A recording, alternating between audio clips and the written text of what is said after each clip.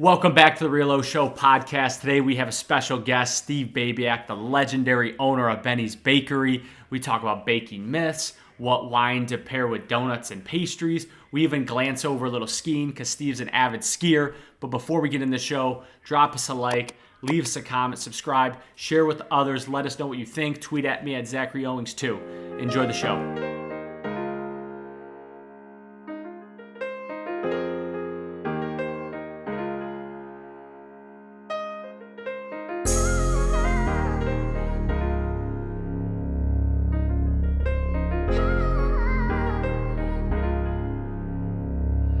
Never had to tell my dogs that we on road for greatness. They paper getters, they want money more than they want fame shit. I swear we go so hard, we on A-list. I see my niggas prevailing. We going hard for the hand, we gonna stack till we jaded. I just told my niggas that we on a mission. Yeah. It's gonna be hard to get it. Zach and I were just talking about this yesterday.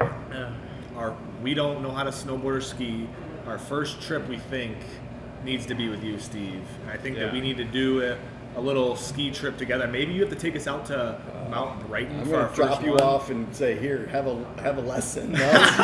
I'll see you in 30 minutes.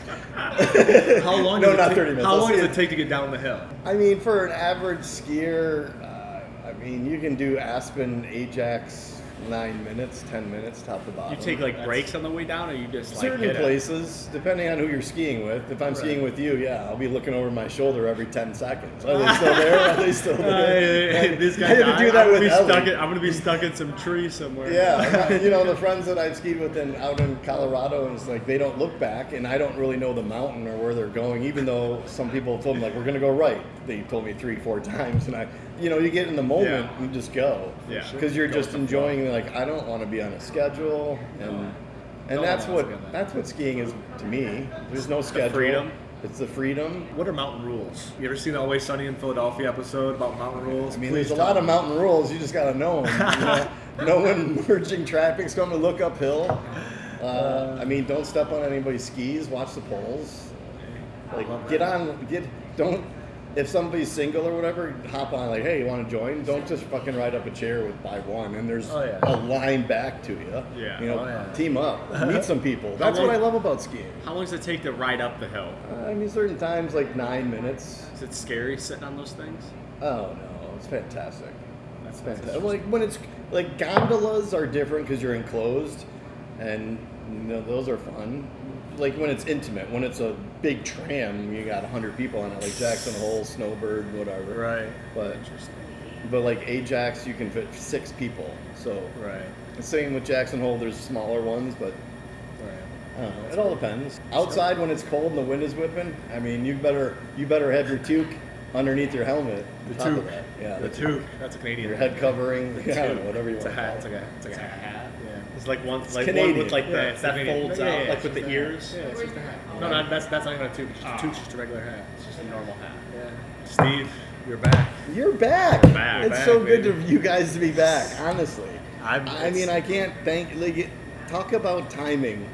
Legitimately perfect timing. The universe always guides you. The universe is always working in your favor. And I agree with you because I was just out west and it was guiding me there. So we love that. And then you come back and you're the universe is still good here. Yeah. So, and it just there's some bakery life, right? We talked about it the first time we talked, but the bakery life is something we miss. And some when we're out in New York, you don't get the same type of bakery things that we get here. Right. It's different style. It's also just being in the city, right? You know how crazy New York City is, even New Jersey. It's getting to come back to our hometown Saline. It's quiet, not a million people on the roads. You can actually go places, and then obviously we have this bakery, which it's you walk in, it's a breath of fresh air. It's every time. It's legitimately. It's literally. Yeah. This bakery feels like home. It's a good home spot. That's what coming home is all about, right? It's about home. It feels I'm home. Shoulders come down, things relax. And then when you can carry those and have them, that's good to hold on to. So we were fucking around. We're what questions could we ask Steve? Because we want to stay on bakery. We want to show some things. So I was gonna throw some questions at you that are just random bakery. For the first one, what's the biggest myth about baking? Notable, you'd be oh, that's fake. And I can think of one right off the top of my head that you told me, and I don't want to say it, but I will say it. Oh, it's scientific? No, just with baking. And that's like the red velvet is like the biggest myth that I've ever heard. I mean, you talk to people, I shouldn't, like down south, that's what they do. It was Right. red velvet. I mean, I think you're working with certain things. Like, it's not, we don't use buttermilk in our cakes too often. But Right. they use what they wanted to. I mean, it's food coloring to It's me. food coloring, right? Yeah, it's a but marketing like people, scheme. well, it's like people would use beet sugar or beet juice, and that's what actually made it red.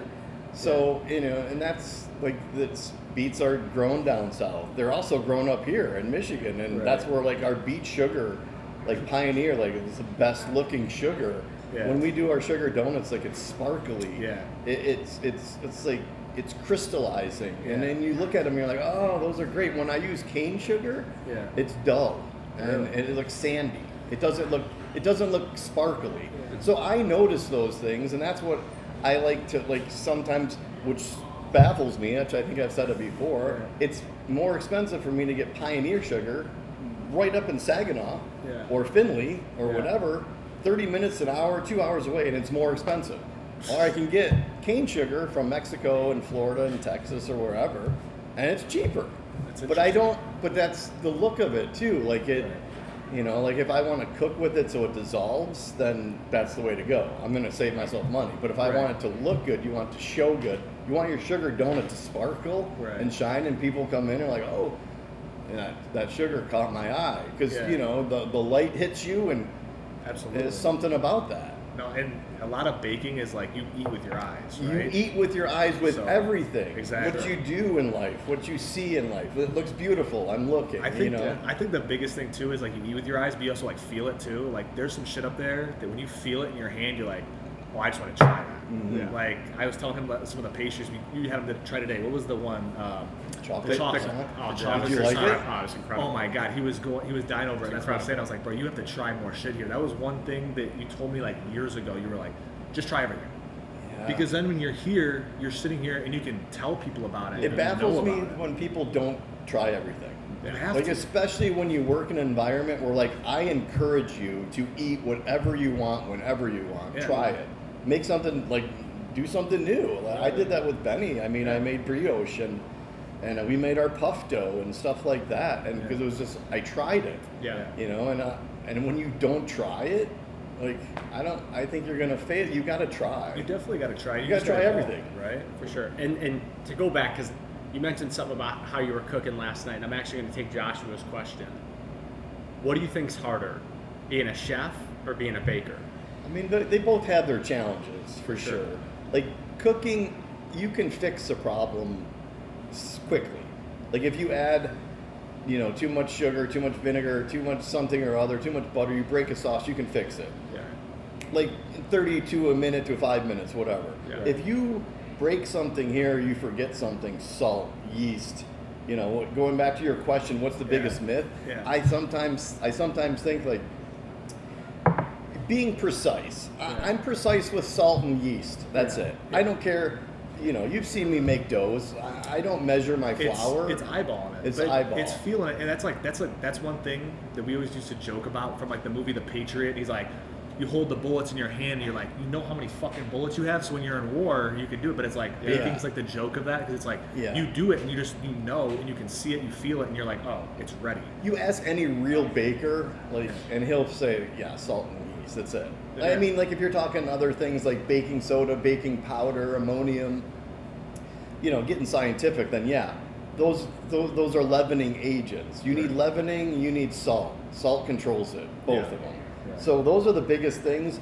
Other than that, when people like chefs, TV chefs who are like, baking is so scientific, you know what? It's because they can't do it. They can cook their asses off, but they can't bake because sometimes it's difficult. Now you take a baker any day of the week, and a baker can make whatever.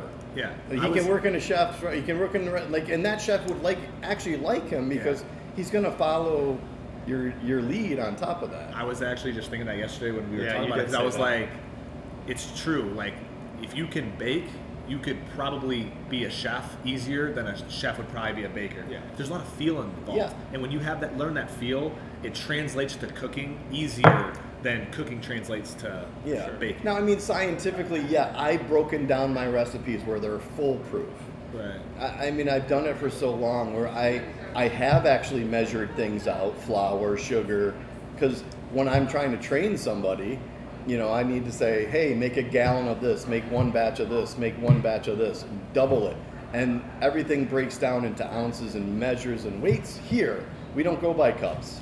Right. We just don't. Yeah. And you got to know weights and measures. And that is where I can make a person make a piece of bread, never made a dough before, and all of a sudden it works. But if you can get them to figure that out and they know that they've made it from raw ingredients, you can use it wherever you go. You guys can make bread at home. It is true. When you learn how to do stuff, when you make the dough for the first time, it's there is something to that where I think when you do it, it's like a satisfaction thing because you literally come from it's a lifestyle. Raw ingredients. It's a lifestyle. It is a lifestyle. You gotta embrace it. You can't go back either. Once you have and I don't think you should ever go back. You shouldn't go back. No, but most people don't settle for that store bought. You don't know what you don't know though, right? Wonder bread. People don't know the difference. People look at a donut and see Tim Hortons donut or a Dunkin' Donuts donut. And they see another donut that's handmade and they're like, they're like the same thing. But if you actually tried that, and you'd be like, holy fuck, that is not even anywhere near the same thing. No. I asked you earlier, because we were here shooting some shots in the morning, and I asked you, how many donuts a week do you eat? I was rethinking about that, honestly, because, how do you, listen, Devil's Food Cake, we'll try to pop I had one up if we have video. I had one today, and I'm like, wow, it might be the best big donut. tall glass of milk. Oh my god, it might be the best donut. It was heaven. I crave that you have donut. Devil's Food Cake, right? I crave Only on it. Fridays It was they have crunchy on the outside. It was soft on the inside. It was melted, the glaze, everything. The texture, and it was warm too when I had it. I was like, Kevin Fees, eat your heart out, brother. Hey, Kevin would love himself. Would love himself. He'll be back. Food. Oh yeah. I just got tears in my eyes because it was so funny. By Kevin Hammer. Oh, he loves Kevin can put some Devil's Foods away. Hey, I can't blame him because, bro, like I told you today, I was like, I could eat that until I had a stomach ache for sure. I could eat them. Well, how many donuts did you guys eat?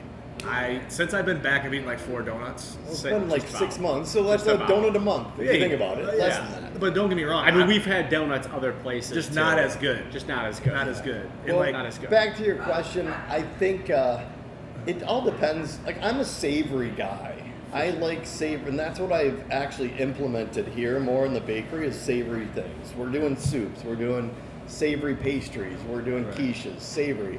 No sweet quiches, quiches. I have such a variety that when I crave certain things, like today, the Devil's Food donut was delicious. Did I have an apple fritter a couple of days ago? I sure did. Yeah, the fritters are the go-to, really. On a day-to-day, I'm going to a fritter. Yeah. So that's me. Yeah, I mean the Dunkers were I have the luxury of choosing what I want to do. Yeah. The other day, the pizza rolls, phenomenal. Yeah. A savory item. Benny didn't do that. I brought that in. Yeah, that was a great item. And it was from hockey. It was hockey related. But playing in Hazel Park at Honey Baked and all these guys, Darren Young, and do you make pepperoni rolls? I've never heard of it. Now we're killing it on pepperoni rolls. It just takes a good idea, right? And it's like a Devil's Food thing too. So we can only make it on a Wednesday. So it's a hot item.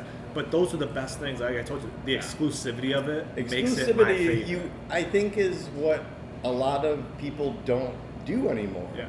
It's you have to, which I think sets you apart. On top of that, is you have to be exclusive, and hopefully you get that following, so people can. It's an exclusive. My sales are going to be good on this day because exclusive, right. And that's where business sense comes in. Where you instead of combining everything all the time and every single day of the week, it's not. It's economic supply and demand, and if you have it, they will come. I don't know. Sure.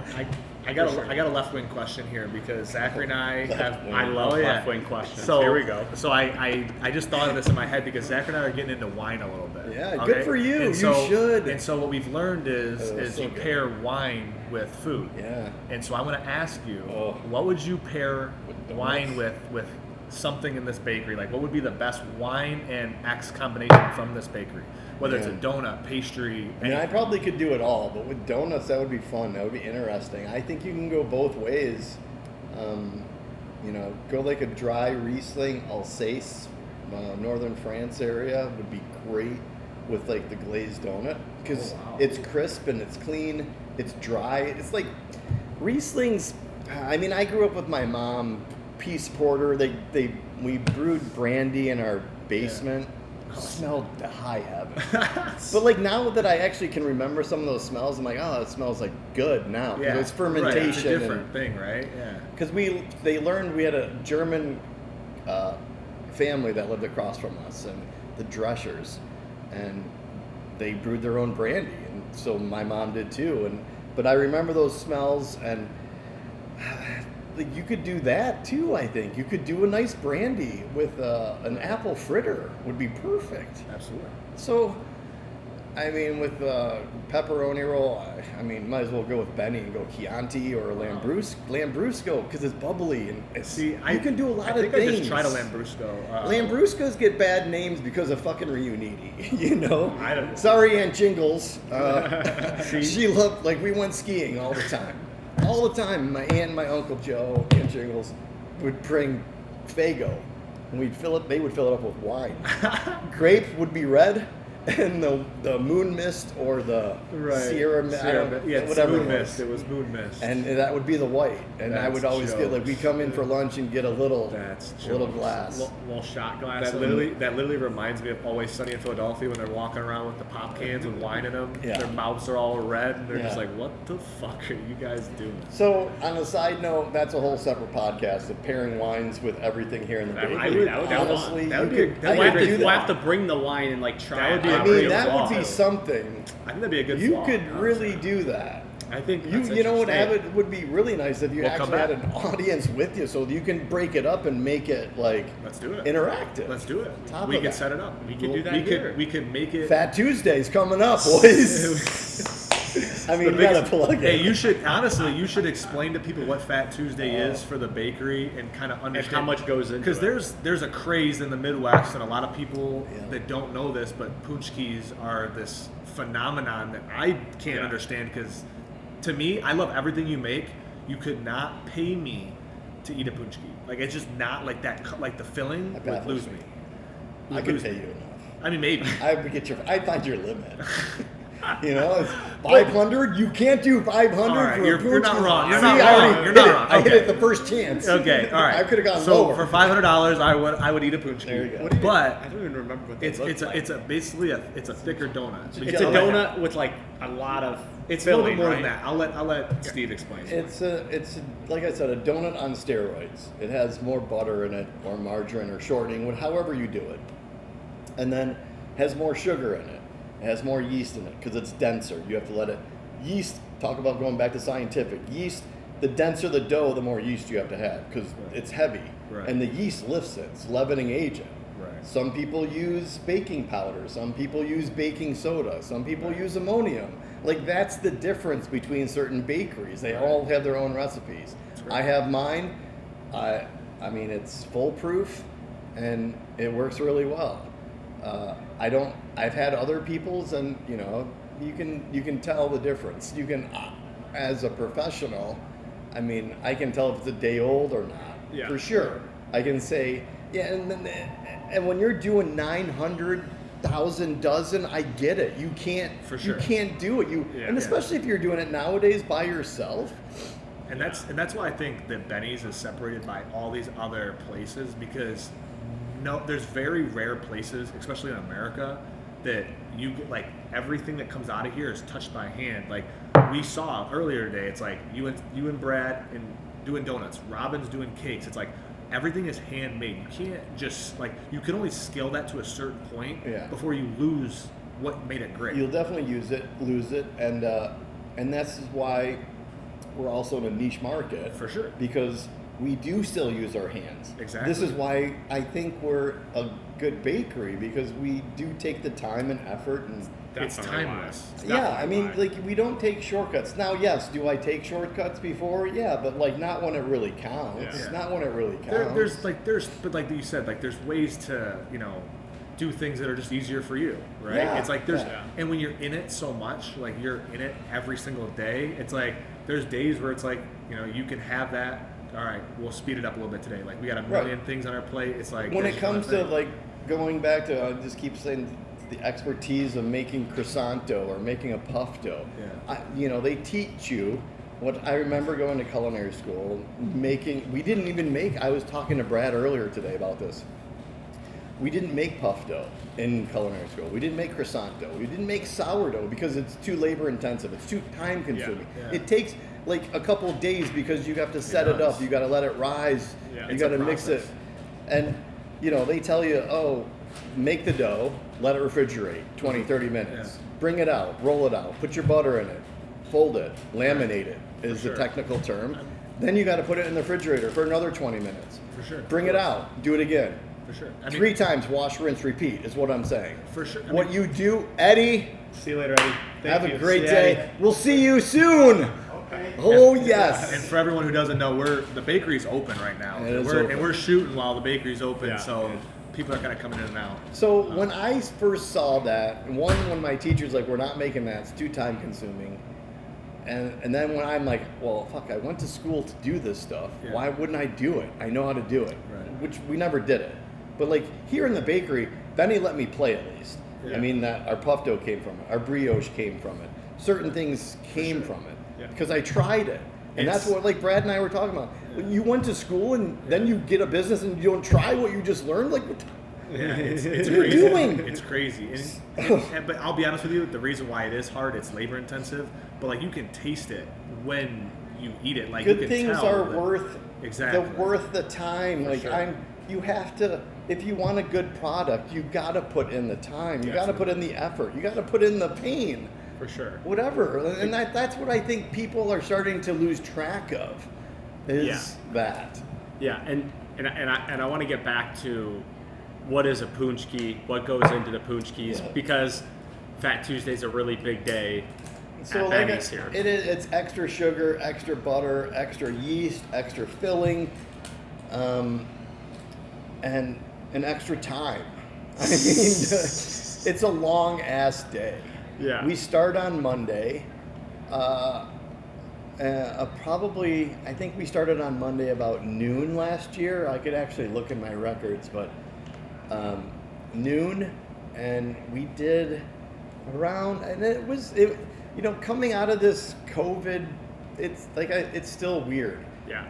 Every day is really different. It's getting better. It's getting back to the way that it used to be.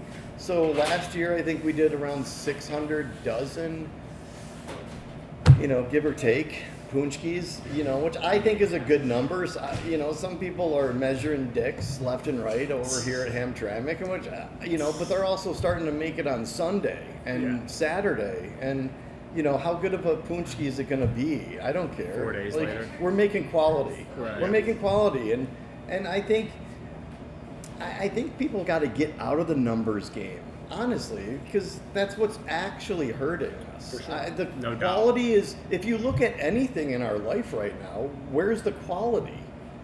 It's Like down. the quantity's there. Yeah. But everything's just trying to be scaled, and that's where it goes back to the same thing. The reason why like a Krispy Kreme is trash is because not a human never touches it, right? Yeah. They're It's not like going to sponsor you. Exactly, but it's okay. I don't want a Krispy I Kreme will. sponsor. It's like you see what I'm saying? It's like We You only might want- change your mind from them. yeah. We only want the Benny sponsor anyways. Yeah, this guy has been coming in for how long? He's been Over 50 years. 50 years. He lives like love right that. behind my house. Well, he just moved away. Yeah, How he- far are you away now? Like, how long does it take you to get here? Probably 2 hours. 2 hours. You come here once a week? No, Twice a this week? is the first Once a time I've month? seen him since before Christmas. He Oh. shook my hand. He's like, well, I might not see you again. I'm like, no, you can't say that, Eddie. No, that's crazy. Like, this Eddie. man is the epitome Yeah. of being like not This epitome, is- but like just he's here, always Unreliable. Oh yeah, you're very Yes, you reliable. are. Yes, Very you are. reliable. And he's an Air Force man on top of Oh it. yeah, so. even We love better. that. Even So better. we're doing the beautiful food. Yeah, this is we're shooting a podcast with Steve. We're gonna have it out for everyone. Steve's under investigation. We got some pressing questions. Oh boy. Oh, I've been trying to stay away from that. You know, this gets me out there. I don't know. Maybe it's different. Watch me eat 36 apple fritters off the press right now. I swear to God, we the ghosts. This ain't the story they told. Man, if you know, then you know. I never had to tell my dogs that we on route for greatness. They paper getters, they want money more than they want fame shit. I swear we go so hard, we on A-list. I see my niggas prevailing. We going hard for the hand. We gonna stack till we jaded. I just told my niggas that we on a mission. Yeah. It's gonna be hard to get it. We too on par for the misses. I put my heart and my feelings on tracks I don't even feel. We bout to till we drippin'. We bout to till we fall. My emotions stay. And I ain't never gon' slip. On by my mama.